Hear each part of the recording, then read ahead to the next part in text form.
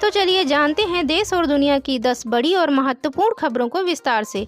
अगर आपने अभी तक इस वीडियो को लाइक नहीं किया है तो अभी लाइक कीजिए और चैनल को सब्सक्राइब कर दीजिए।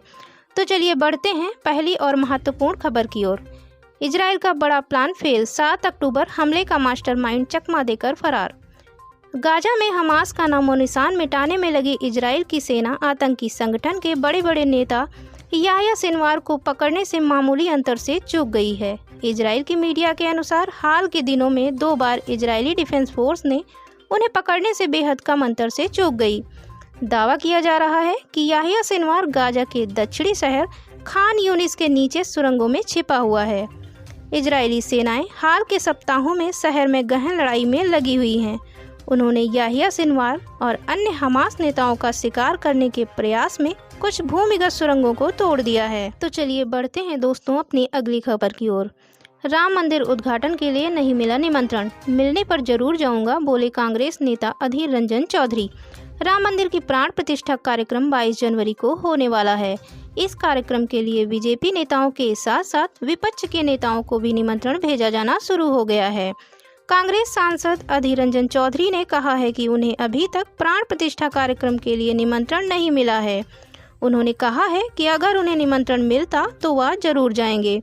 हालांकि कांग्रेस राम मंदिर के प्राण प्रतिष्ठा मुद्दे पर पहले पार्टी के भीतर ही चर्चा करने वाली है। तो चलिए बढ़ते हैं दोस्तों अपनी अगली खबर की ओर। खत्म होगी जंग, सीज फायर को तैयार इजराइल, लेकिन क्या हमास मानेगा यह शर्त?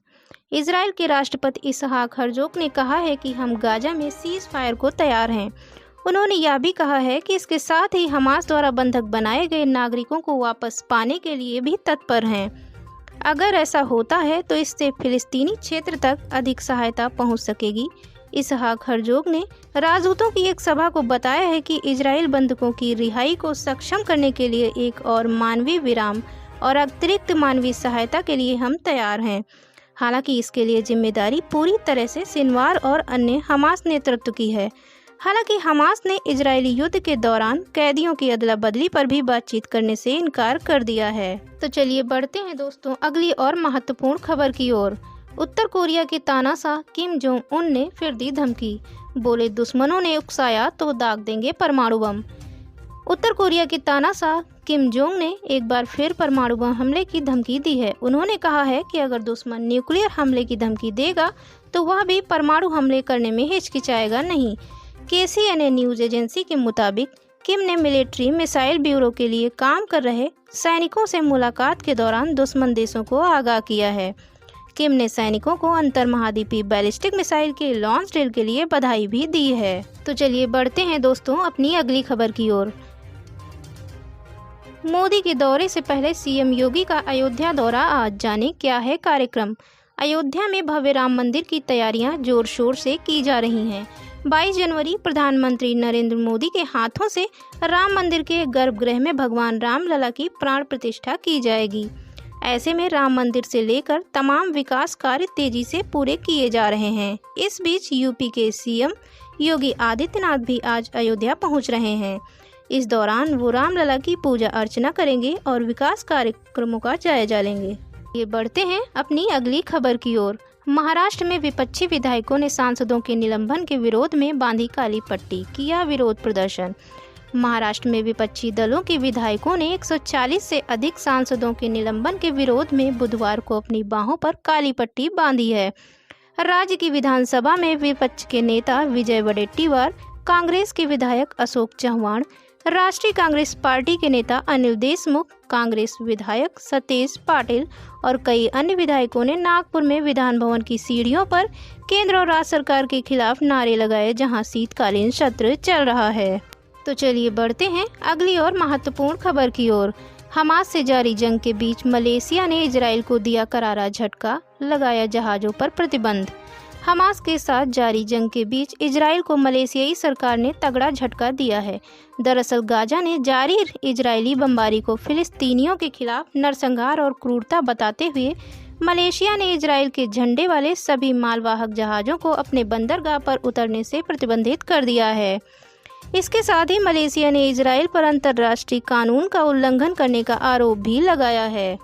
चलिए बढ़ते हैं अगली और महत्वपूर्ण खबर की ओर। सऊदी अरब ने लॉन्च किया खास वीज़ा प्लेटफॉर्म, भारतीय हज यात्रियों को मिलेगा ये लाभ। सऊदी अरब ने हज, उम्रा या घूमने जाने के लिए KSA वीज़ा नामक एक प्लेटफॉर्म लॉन्च किया है। इसे वीज़ा के लिए आवेदन करने की प्रक्रिया को सुविधाजनक बनाने के लिए लॉन्च किया गया है। यह प्लेटफॉर्म 30 से अधिक मंत्रालयों, अधिकारियों और निजी क्षेत्र के संगठनों से जुड़ा हुआ है। यह सऊदी अरब हज उम्रा मंत्री तौफीक बिन फौजान अल रबिया की भारत यात्रा के कुछ हफ्तों बाद आया है।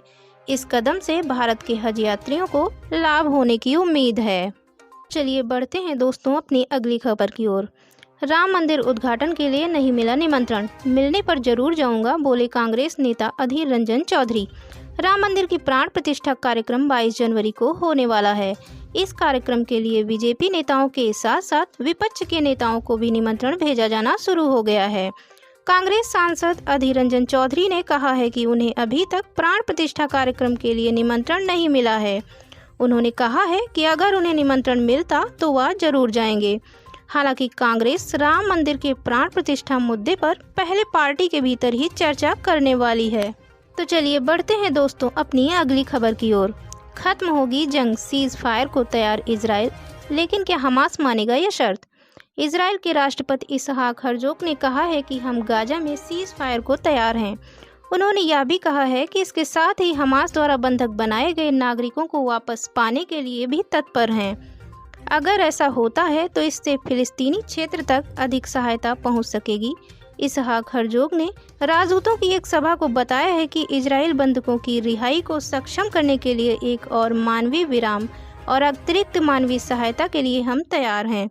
हालांकि इसके लिए जिम्मेदारी पूरी तरह से सिनवार और अन्य हमास नेतृत्व की है।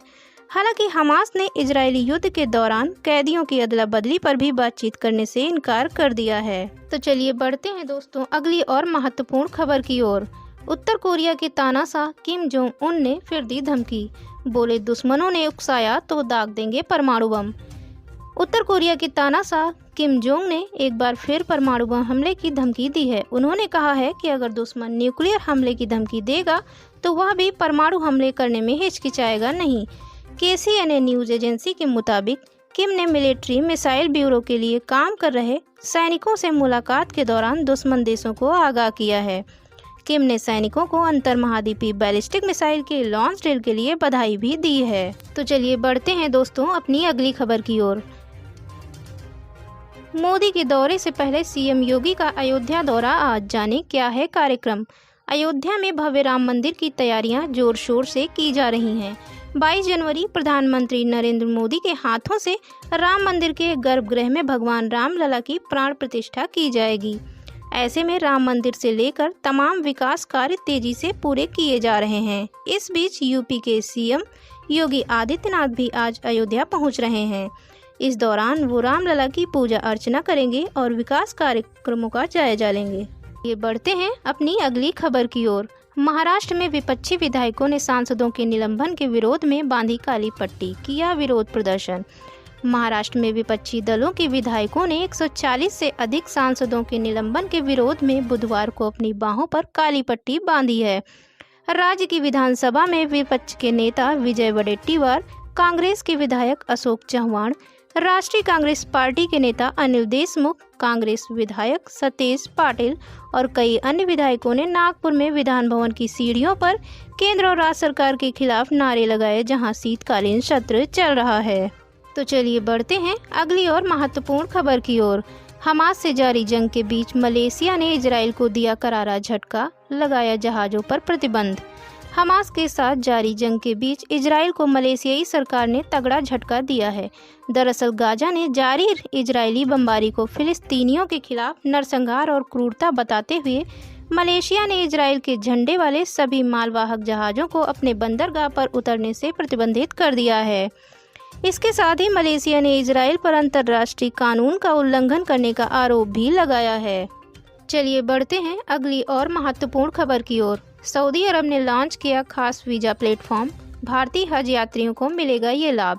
सऊदी अरब ने हज, उम्रा या घूमने जाने के लिए KSA वीज़ा नामक एक प्लेटफॉर्म लॉन्च किया है। इसे वीज़ा के लिए आवेदन करने की प्रक्रिया को सुविधाजनक बनाने के लिए लॉन्च किया गया है। यह प्लेटफॉर्म 30 से अधिक मंत्रालयों, अधिकारियों और निजी क्षेत्र के संगठनों से जुड़ा हुआ है।